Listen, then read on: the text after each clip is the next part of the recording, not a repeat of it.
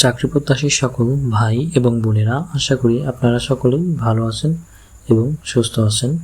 তো আজকে আমরা যে টপিকটা নিয়ে কথা বলবো সেটা হচ্ছে ভূমি মন্ত্রণালয়ের বিজ্ঞপ্তি সম্পর্কে কথা বলবো। তো ভূমি মন্ত্রণালয়ের নিয়োগ বিজ্ঞপ্তিতে এখানে বলা হয়েছে 7টি পদে মোট 34 জনকে নিয়োগ দেওয়া হবে। তো দেখি, চলুন দেখা যাক পদ সংখ্যা কয়টি। 7টি, এবং হচ্ছে কি কি পদ আছে এবং কোন পদে কতটি আসন আছে এবং শিক্ষাগত যোগ্যতা ও অভিজ্ঞতা সম্পর্কে সকল কিছু আমরা জেনে নেব। চলুন শুরু করা যাক।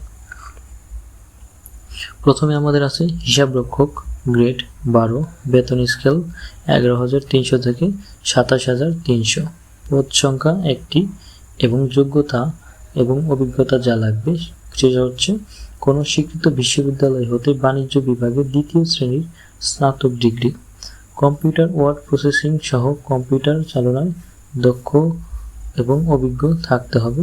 সংশ্লিষ্ট নিয়োগ বিধিমালার তফসিল 3 অনুযায়ী গৃহীত পরীক্ষায় উত্তীর্ণ হতে হবে।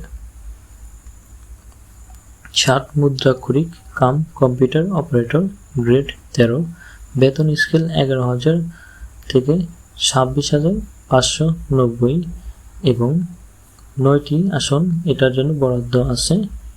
আর এখানে আমাদের যা লাগবে শিক্ষাগত যোগ্যতা এবং অভিজ্ঞতা সেটা হচ্ছে কোনো স্বীকৃত বিশ্ববিদ্যালয় হতে স্নাতক বা সমমানের ডিগ্রি, কম্পিউটার প্রশিক্ষণপ্রাপ্ত, ষাটলিপি এর সর্বনিম্ন গতি প্রতি মিনিটে ইংরেজিতে 70 এবং বাংলায় 45 শব্দ, কম্পিউটার টাইপিংয়ের সর্বনিম্ন গতি প্রতি মিনিটে ইংরেজিতে 30 ও বাংলায় 25 শব্দ, কম্পিউটার ওয়ার্ড প্রসেসিং সহ ইমেইল ও ফ্যাক্স পরিচালনায় দক্ষতা ও অভিজ্ঞতা থাকতে হবে।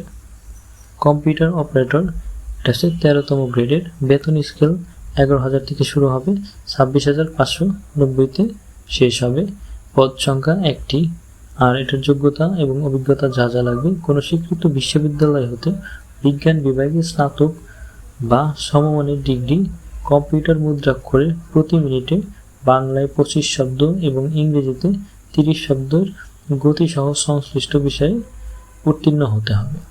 অফিস সহকারী কাম কম্পিউটার মুদ্রাক্ষরিক, গ্রেড 16, কোনো স্বীকৃত বোর্ড হতে উচ্চ মাধ্যমিক সার্টিফিকেট বা সমমানের পরীক্ষায় উত্তীর্ণ হতে হবে। তারপর বলছে কম্পিউটার প্রশিক্ষণ প্রাপ্ত থাকতে হবে অবশ্যই, কম্পিউটার টাইপিংয়ের সর্বনিম্ন গতি প্রতি মিনিটে ইংরেজিতে থাকতে হবে 20 এবং বাংলায়ও 20 শব্দ থাকতে হবে, কম্পিউটার ওয়ার্ড প্রসেসিং সহ ইমেইল ও ফ্যাক্স পরিচালনায় দক্ষ ও অভিজ্ঞতা থাকতে হবে। তারপরে আছে ক্যাশ সরকার, সেটা আছে গ্রেড 17 গ্রেড, বেতন স্কেল 9,000 থেকে শুরু হবে 21,800 পর্যন্ত, এটা পদ সংখ্যা আছে 1টি, কোনো স্বীকৃত বোর্ড হইতে বাণিজ্য বিভাগে উচ্চ মাধ্যমিক সার্টিফিকেট বা সমমানের পরীক্ষায় উত্তীর্ণ হতে হবে। সেটা যে কোনো বিভাগের হলেই হবে, এখানে আলাদা করে কোনো বিভাগ যেহেতু দেওয়া নেই, আপনি যে কোনো বিভাগ থেকেই আবেদন করতে পারবেন। কম্পিউটার চালনায় দক্ষ থাকতে হবে, সংশ্লিষ্ট নিয়োগ বিধিমালার তফসিল 3 অনুযায়ী গৃহীত পরীক্ষায় উত্তীর্ণ হতে হবে। তারপরে কি আছে আমাদের ফটোকপি অপারেটর, গ্রেড 18, বেতন স্কেল 8,800 থেকে শুরু হবে 21,310 টাকা পর্যন্ত, পদ সংখ্যা আমাদের আছে কয়টি? 1টি, পদ সংখ্যা 1টি এবং বলছে কোনো স্বীকৃত বোর্ড হতে উচ্চ মাধ্যমিক সার্টিফিকেট বা সমমানের পরীক্ষায় উত্তীর্ণ হতে হবে, ফটোকপি মেশিন চালনার বাস্তব অভিজ্ঞতা থাকতে হবে এবং সংশ্লিষ্ট নিয়োগ বিধিমালার তফসিল 6 অনুযায়ী গৃহীত পরীক্ষায় উত্তীর্ণ হতে হবে। সর্বশেষ যে পদটি আছে সেটা হচ্ছে কি অফিস সহায়ক, গ্রেড 20, আর এটার বেতন স্কেল শুরু হবে 8,250 থেকে 20,010 টাকা, পদ সংখ্যা 14টি, এটা হচ্ছে সর্বোচ্চ পদ আছে অফিস সহায়কে, এই সার্কুলারের সর্বোচ্চ পদ 14টি। তো এখানে যোগ্যতা কি লাগবে? কোনো স্বীকৃত বোর্ড হইতে মাধ্যমিক স্কুল সার্টিফিকেট বা সমমানের পরীক্ষায় উত্তীর্ণ হতে হবে, সংশ্লিষ্ট নিয়োগ বিধিমালার তফসিল 6 অনুযায়ী গৃহীত পরীক্ষায় উত্তীর্ণ হতে হবে। তো এটা হচ্ছে আবেদনের তারিখটা আমরা দেখি। আমাদের আবেদন শুরু হচ্ছে আজকে 17 তারিখ সেপ্টেম্বর মাসের 17 তারিখ আজকে শুরু হয়েছে। তো আবেদন করার জন্য আমাদের কি কি লাগবে? আবেদন করার জন্য অবশ্যই আমাদের যে ডকুমেন্টসগুলো লাগবে সেগুলো আমরা চলুন দেখে নিই। আর আপনারা এটা চাইলে ঘরে বসে নিজেই করতে পারবেন যদি আপনার টেলিটক সিম থাকে এবং যদি আপনি একটু এইসব বিষয়ে দক্ষ হয়ে থাকেন।